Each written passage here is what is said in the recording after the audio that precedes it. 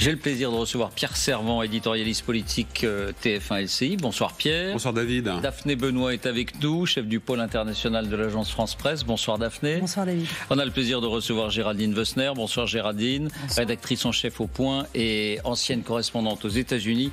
Et on a le plaisir de recevoir Christine O'Crène. Bonsoir Christine. Bonsoir David. Journaliste et spécialiste des questions internationales. Mais juste avant d'examiner cela, je voudrais qu'on passe quelques instants sur cet incident. Mais il faudrait parler d'agression plutôt que d'incident en plein ciel. Avion de chasse russe contre drone français. On a frôlé la catastrophe et c'est visiblement pris très au sérieux par le ministère de la Défense, puisque Sébastien Lecornu lui-même parle d'un acte d'agression et d'un acte inacceptable ce soir. Que s'est-il passé? Voici les indispensables avec Quentin Berrichel. Bonsoir Quentin. Bonsoir David, bonsoir à tous. Que s'est-il passé tout simplement dans le ciel au-dessus de la Méditerranée? Eh bien, preuve peut-être de la gravité de l'incident, c'est le ministre des Armées, Sébastien Lecornu, qui livre l'information et les images. Ça s'est passé dimanche au-dessus de la Méditerranée orientale, au-dessus des eaux internationales, près de la Turquie et de la Grèce. Un drone français de surveillance, un Reaper MQ-9, était en mission. C'est une opération classique dans le cadre de la protection des frontières de l'OTAN. C'est alors, vous allez le voir, qu'un Sukhoi 35, juste ici, s'approche, fait irruption. Il s'approche sans ralentir. Tout se joue en quelques secondes. Sur les images captées par les caméras du drone, on voit le chasseur russe s'approcher à moins de 10 mètres de l'engin français. Puis il repart et il revient une fois, deux fois encore. Au total, la manœuvre agressive est répétée par 3 fois. La collision est évitée de justesse. C'est un comportement dangereux, commente aujourd'hui le ministre des Armées. 3 passages successifs à grande proximité auraient pu entraîner la perte de contrôle du drone. Ils attestent une volonté de restreindre la libre circulation aérienne dans les espaces communs. Puis il conclut, cette action intentionnelle et agressive n'est pas acceptable. Mais que cherchait l'avion russe ?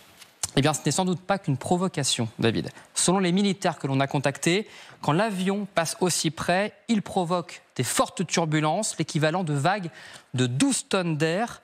Écoutez également Xavier Titelman, ancien aviateur spécialiste aéronautique. Très clairement, l'objectif de cet avion russe, c'était de déséquilibrer, de faire tomber le drone français, mais de la même manière qu'ils l'avaient déjà fait par le passé, quand ils avaient un Sukhoi 27 qui avait fait plusieurs passes très très proches à côté d'un Reaper américain. Là, cette fois-ci, ils n'ont pas réussi à le déséquilibrer, mais évidemment, ce sont des postures très agressives de la part de la Russie qui essayent d'empêcher la libre navigation, la libre circulation dans les espaces aériens internationaux, dans lesquels, évidemment, tout le monde a le droit d'accéder. Dernière question, Quentin, est-ce que le Sukhoi russe était armé? Oui, selon les militaires français que l'on a contactés, l'avion russe était armé. Pour rappel, le drone Reaper, lui, ne l'était pas. C'est uniquement un engin d'observation. Merci Quentin. Pierre, que cherchait à faire cet avion russe? Est-ce que vous pensez vraiment qu'il voulait faire tomber le drone français?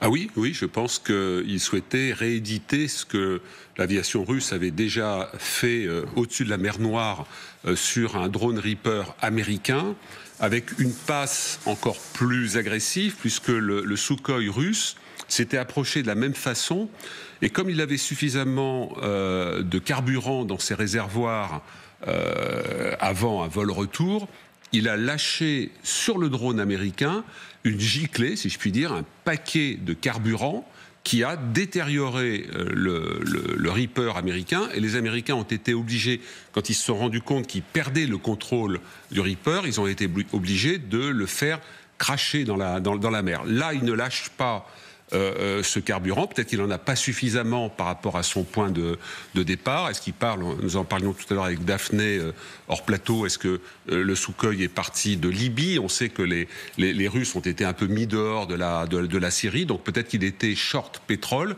il avait pas suffisamment de pétrole, mais le fait de passer 3 fois, Quentin a très bien expliqué le système des turbulences, c'est vraiment pour manifester, dans une période où la France a été incroyablement active. Il y a une séquence diplomatique et de communication du président Macron qui montre que dans les situations graves de tension, il se révèle au mieux.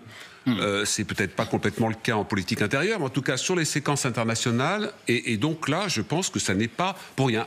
Juste une chose, attendons-nous à voir des choses similaires contre les Britanniques, ce qui serait pas nouveau, puisque vous savez qu'un avion britannique de patrouille maritime avait déjà subi des tirs de missiles d'avions de combat russes. Le pilote du Sukhoi, est-ce qu'il a les moyens d'identifier le fait que ce drone est français ?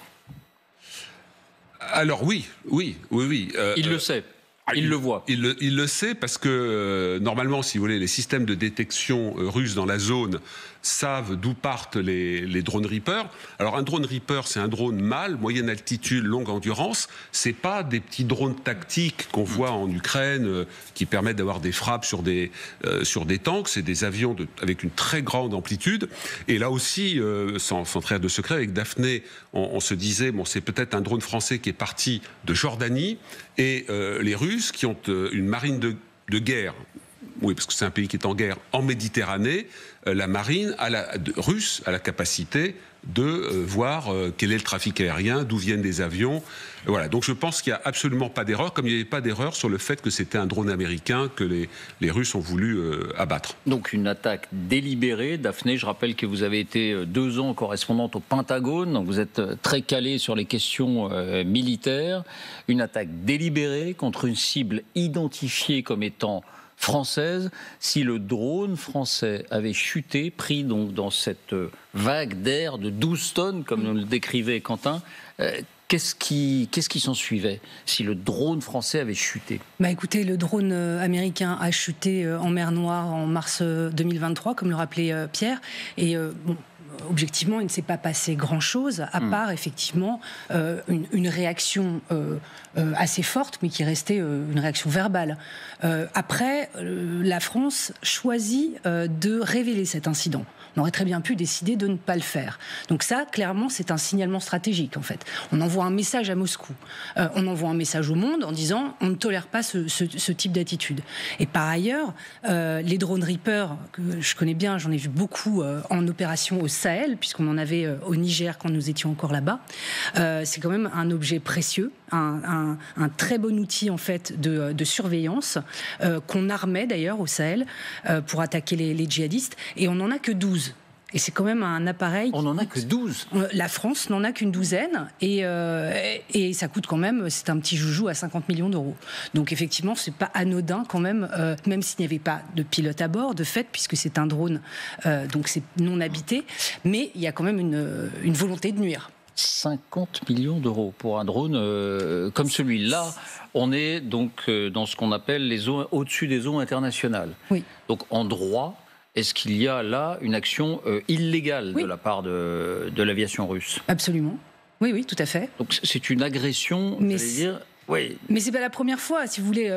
Les Russes jouent souvent avec le feu, notamment par exemple au large des pays baltes, quand leurs avions sont dans la zone grise entre l'espace aérien international et l'espace national souverain des pays baltes.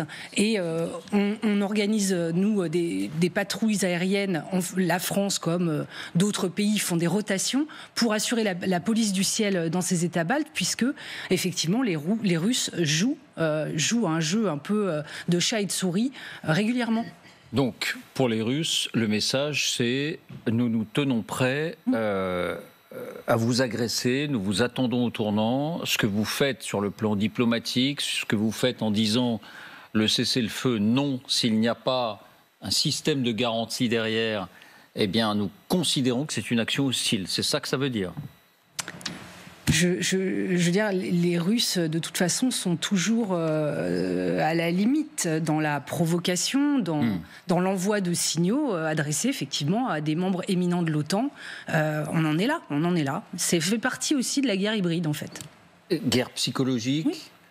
Christine, Géraldine, je ne sais pas si vous avez une remarque ou une question. Ce qui est intéressant, comme vous venez de le dire, c'est que Sébastien Lecornu choisit lui-même de révéler cette affaire qui a eu lieu dimanche dernier.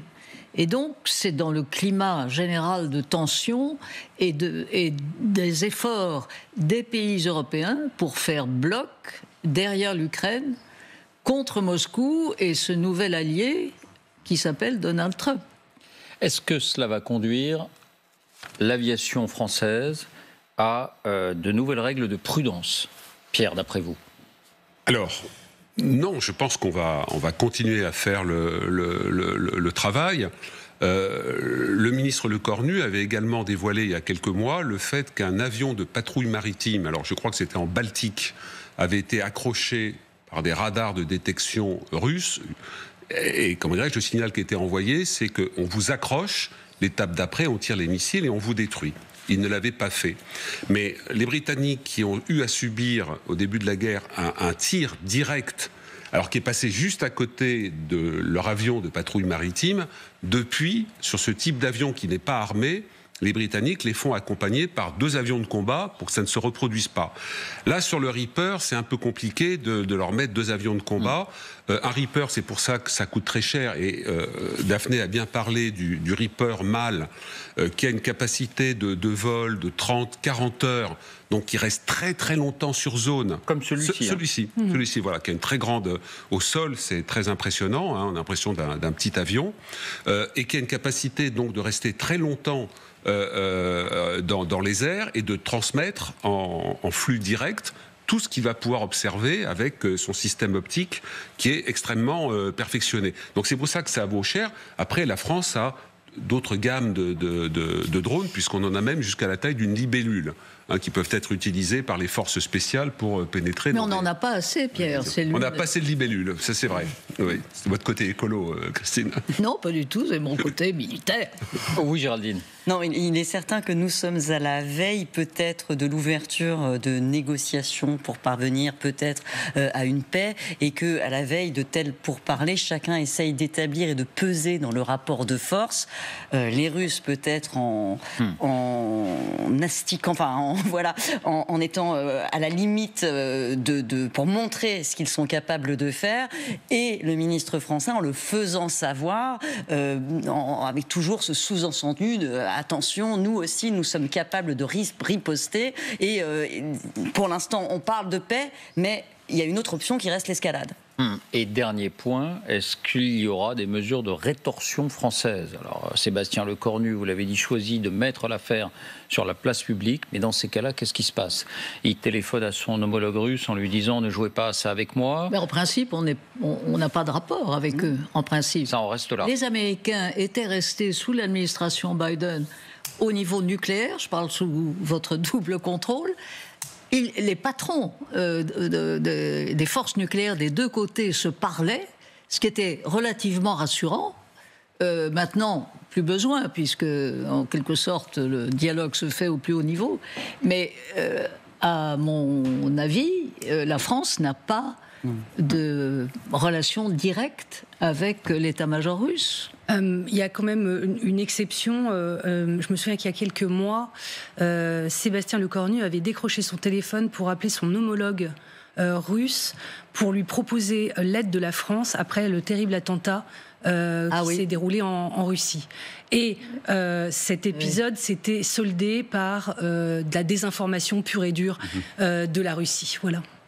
Pour répondre... Circonstances très particulières. Oui, Pierre, un dernier mot là-dessus. Pour essayer de répondre à votre question, je dirais presque dans l'idéal de mon point de vue, mais enfin dans les ripostes possibles théoriques, on peut conduire des attaques cyber contre des intérêts russes pour désorganiser, par exemple, complètement le système informatique d'un poste de commandement qui se trouve en mer Noire, etc.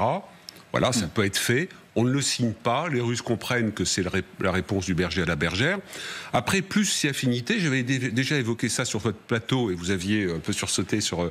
Ce sont des actions directes contre les intérêts russes, c'est-à-dire moi je ne ferais pas d'inconvénient à ce qu'un bateau russe ait très gros pépins en Méditerranée ou ailleurs. On fait ça, nous, Français? Et j'espère bien... Enfin, j'en sais rien, je ne sais pas. Mais j'avais évoqué notamment en Caspienne, les trafics entre l'Iran et la Russie, en disant que les Occidentaux ont la capacité à ce que certains de ces bateaux aient des problèmes. J'ai noté d'ailleurs qu'en Méditerranée, je parle Daphné sous votre contrôle si vous avez cette information, il me semble qu'il y a un bâtiment russe qui a eu des difficultés en Méditerranée. Et c'était après le changement de régime en Syrie. C'était il y a 8-10 jours. Voilà. Oui. Donc voilà, on n'a pas un service action à la DGSE qui fait du tricot, si vous voulez. Donc voilà, ça peut s'imaginer.